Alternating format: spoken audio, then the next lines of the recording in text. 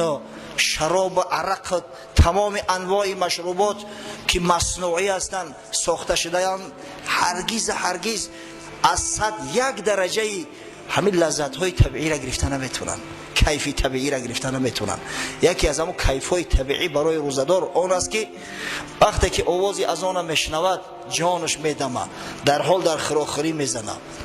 دیروز نماز شام خواندیم در همین مسجد، دهنی در این مسجد میبرم، یک دخترک پیراشکی فروخته است، کودککو غورش کردیار، بچه های شاید همی 8-10 ساله 8-10 بچه جمع شدیانو نمیدونم اون پیراشکی را میخرن یا که همون دختره یکون خیش تبارشونه به پل داده استایشو همون را گرفته و در جرغا تر کرده و دلنجا زده استیان.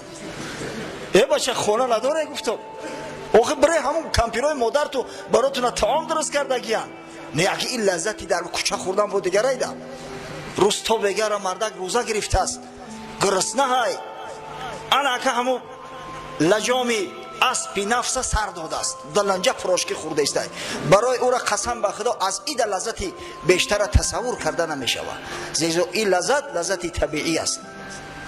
یاد دارم 2 سال قبل از این همراه یک برادرم حاجی سبحان خدا نگهبانش باشه به ناحیه حمدانی رفتیم. روزم دیر شده بود، به فکرم بعدی پیشین حرکت کردیم، در همین ماه شریف رمضان بود. یک شاگردی چه بگم اکه سبو کرده، فرومایه بگیم، کم خیرت بگیم، بی اندیشه بگیم که صدقه شاگردیش کنه. تربیت نااهل را چون گردکان در گنبد است، چه نزاع خورده است، شور خورده است با زن خودش. در همین ماه شریف رمضان زنش قهر کرده است رفت است. اگه این کودکاش هم مونده است در خونه، اون کودکا نون میگن او میگن، این زنک است که تمام نازکی و کمبودی خونه را بیچاره به گردن میگیره، لام نمیگه. مرد باشه تلخش میکفه، تمام پزی سر تن ای کودکا میشوی، لباسی کودکا میشوی دیگه. به خلاصگر زار شد، برای همین التماس کرد ما هم خیلی گپ شد در زمین نموندیم. حاجی سبحانی برادر را زنگ زدیم که بیا یک مشکل است، مشکلی یک برادر حل کنیم ان شاء الله در همین ماه شریف رمضان، البته که ثواب میرسم. روانه شدیم تا ناحیه حمدانی رفتیم تا او اگه پدر عروس بیچاره از بس که احترام میکنه دیگه لام نگفت، تا او بیچاره رفت دخترش ایسر اینا او گوارید کرد آورده چند گفتیم خطیب میره یک سوارشو کردیم. در راه اومدیم همین دریای وخش در منطقه نورک گذشته بودیم که وقتی شام شد همونجا در لب ساحل اندکی طرفتر یک شاید 100 متر بالاتر یک مسجد است. ما میدونیم که همونجا مسجد است. بعضا هنگامی سفرها وقتی نماز میشود در اون مسجد پایین میشیم و نماز میخونیم، جماعت میکنیم. رفتیم که مردم در صحن پرتوفتیان جای نمازها را منتظر نماز شام استودیان.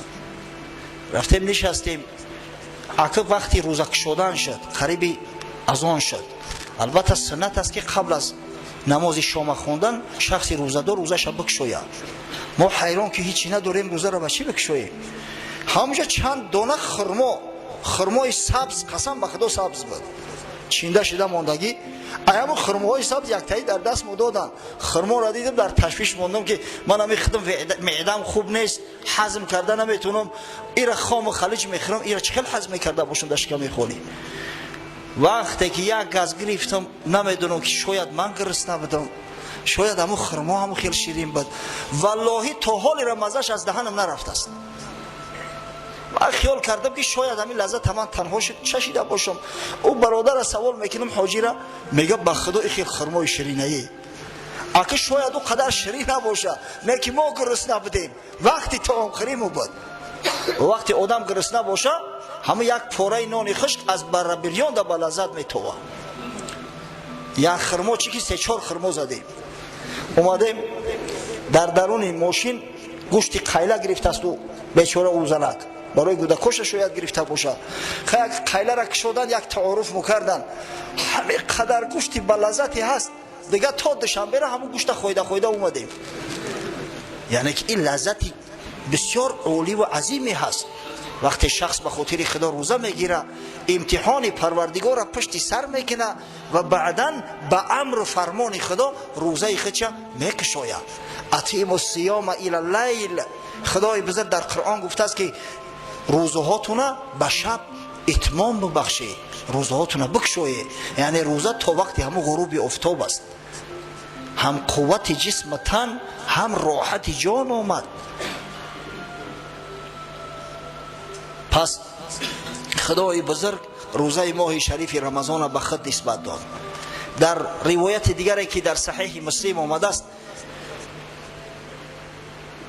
پیغمبر صلی الله علیه و سلم از نام خدای بزرگ خویش روایت میکند: کل عمل ابن آدم یضاعف الحسنة عشر امثالها الى 700 ضعف. هر عملی که فرزند انسان میکند اجر ثوابی به نهایت زیاد دارد، به مراتب در عوض اجر ثواب براش عطا کرده می شود. از 10 تا 700 ثواب میگیرد. شخص برای عمل شرعی که انجام میده از 10 تا 700 ثواب میگیره. هر قدر عملش به ریا باشه، هر قدر خالصتر باشه، همون قدر ثواب زیاد میگیره. و در ادامهش خدای بزرگ چی میگه؟ الا صیام، مگر روزه. روزه را میگه به این مقیاس قیاس نکنید. در روزه تا 700 ثواب نیست. فانه لی و انا اجزی به، پس به درستی که بنده روزه را برای من میگیرد و پاداش این بنده در ذمه من است. یعنی خداوند 700 نه، شاید 7 میلیون ثوابش بده، شاید 7 میلیارد ثوابش بده، شاید همون قدر ثوابش بده که در زمین و آسمان نگنجد. این پیش پروردگار است، پاداشش به خدای متعال است. یا حضرت هم میگن هر وقتی که به یگان ناحیه سفر کنه میدونه که بای بچه ها، مثلا بچه های بای بچه در دوشنبه زندگی میکنن، خونه شو مثلا خونه پدر شو در هم ناحیه ای، خونه هم پدر هم میدونه اومده از دعا و فاتحه میکرده است، بزنگ میزد است با بچه شا فلانی ما در خونه چشتگیم، اشارش میکنه حالی خیر بعد دعا را خودت میگیرم، دعا و فاتحه کنی اومده خونه تو دعا را خودت میگیرم. اگه میدونه که اون پدر او بسیار غیرت کنه 50 سوالیش میته، نه که در دوشنبه که اومد اون بچه بیزنسمن میزنه 100-300 دلار شم میگیره آخی نه. پس بنده های روزدار باید که همه چونه کشوتر بگذارن، زیرا که بشارت خدا داده است ایشو من میتونم تو بپروا باشی. شما فکر نکنه که از دنیا از یگان کس پاداش میگیره، نه، پاداش دهنده شما من هستم. اگه امروز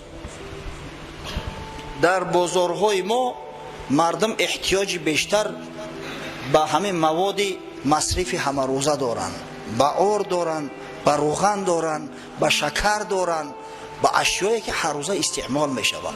الحمدلله و المنه در مسجد ما من میدونم تاجران میآیند، امروز صنف تجار خیلی پیشرفته است. من به همه برادرای تاجر مراجعت میکنم. بچه‌های عزیز، در همین ماه شریف رمضان شما فایده دنیا سر نکنید. همین فایده دنیا خدا بگیرش تا کجا را میرود. فایده دنیا سر نکنه. یک برادر قصاب شکایت کرد، گفت نرخ ارزان کردیم، خدا نگهبانشو باشه حکومت شهر دوشنبه و حکومت جمهوری تصمیم گرفتیان که یا نرخ معین بگذارن تا اینکه بعضی مردم از حد نگذرونه. این مردم ما متاسفانه بدترین خصلت‌های انسانیت گرفته است، هم از غربی ها و هم از شرقی ها. نه پروای رمضان داره و نه پروای قربان. میگم برداشت زم که دیدن که خریدار زیاد شه در یک مال به نرخ آسمانی برداشتن میگیرن. از همین خاطر امروز تصمیم بسیار نگرفته شده است از جانب حکومت شهر که در یک ماه شریف رمضان از تاجرها پتن نپرسه، نلاگ نپرسه. مخصوص تأکید کردن که کسی خللشو نرسونه. دهقانایی که مال خودشون میارن در بازار میفروشن، حتی از چک بازار آزادن. او کسایی که میانه رو پسریدنیک مال دهقان میگیرن و میفروشن، فقط نیمی چک به تنها مشنه. برای چی؟ برای که همین نرخ نبردارن، بالای مردم جور و ظلم نشوه. شما را به خدا قسم همین فایده و منفعت دنیا تو نمونه. او برادر قصاب شکایت میکنه که ما را میگن گوشت 18 سم بفروش. اگر گوشت 18 سوم فروختی یگان فایدت نمیمونه، همون نوک به نوک همون مالی را که خریدی همون میشود. گفتم برادر جان بگذار که فایدت نمونه، ثواب میگیری کو. آخه همون شکمبه همون گو میموند کو. شکمبه اگر زنه که به هنر باشه او شکمبه را بگیره تازه کنه و اگر باور کنه طعام بپزه از او شکمبه خلدیس و دیگر کنه همین قبل لذت میشوه قنواری. هم شکمبه برات میمونه، روزی و رزقی 2 روزه 3 روزه فرزند داد، هم اجر ثواب. آخی خدای تعالی تو را وعدت کرده است که اجر ثواب رمضان در ذمه من است، از من میگیره ثواب شه. شما در همین ماه شریف رمضان فکر فایده‌تون نکنید، خدا بگیره همون فایده را از برای خدا. در مملکت های اسلامی ثروتمندا هستند مال میخرن کوتره میارن به نرخ همون کوتره میفروشن، یگان سوم در بالاش نمیمونن تا اینکه ثواب بگیرن فضل بگیرن از برای خدا. او همین ظلم جور با کی میکنی؟ به خطا. همون پول جمع میکنی با کی را جمع میکنی؟ تو خدا دی قسختی مرده ای است فرزندی خوب میبرویا، ای مار بچه میبرویا، خیال میکنی که تو پگه مردی او فرزند مقبره تر از تیلو میکنه. در یک سال یک بار اگر یادت کنه یا پمینکت کنه نمیدونم دیگه در فکرش نمیزنی. ای مردکی خوب امروز در جان خودت خیر کن، توشه آخرت خودت به دست خودت جمع کن که فردا دیگه منتظری فرزند نباشی، منتظری برادر نباشی. حضرت رسول الله صلی الله علیه و سلم تاکید کرده است لأن یتصدق المرء بدرهم فی حیاته خیر له من ان یتصدق عنه ب100 بعد موته. اگر میگه مرد در همین دنیا به دست خودش 1 درهم صدقه و خیر کنه براش بهتر است که بعد مردنش صاحب درکاش و واریساش 100 درهم صدقه کنن. از اما 100 که او میتن همین یکی که خودت میتی برای تو فاضل تره. گر به دست خود دهی خرمای تر به که بعد از تو دهن خرواری زر. همین به دست خودت 1 خرما را بده انشالله از ثواب 1 خروار زره که بعد مردن تو میتن بالاتره. آخی تو این قدر دنیا دوستداری خیال میکنی بچه تو از تو کم میشوه؟ تو را به خدا قسم باور کنی همین میبینی یگان جوان مرده وقتی تحقیقی میکنی پدرش هم خیلی جوان مرد به دست آخی. اگر یگان ممسیک ببینی اما ریشش هم بکن پدرش هم خیلی ممسیک مرده های.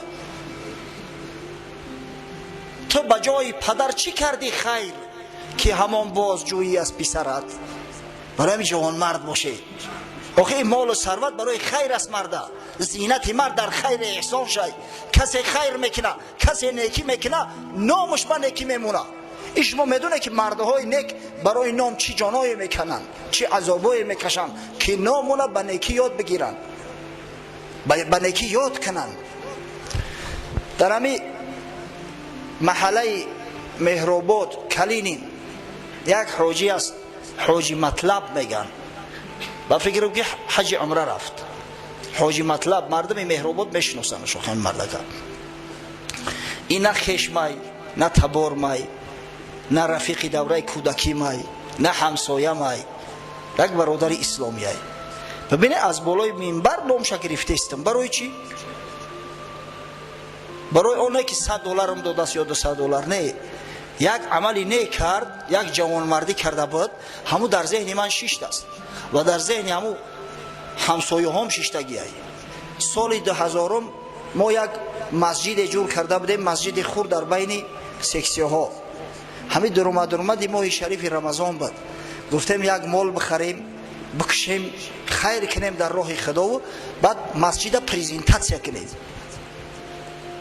افتتاح کنیم مسجد. بازار رفتیم سال 2000 مردم هم خیلی قشقتر بودن. شما میدونید همون وقت نمیدونم پول چه خیلی قرب و منزله داشت.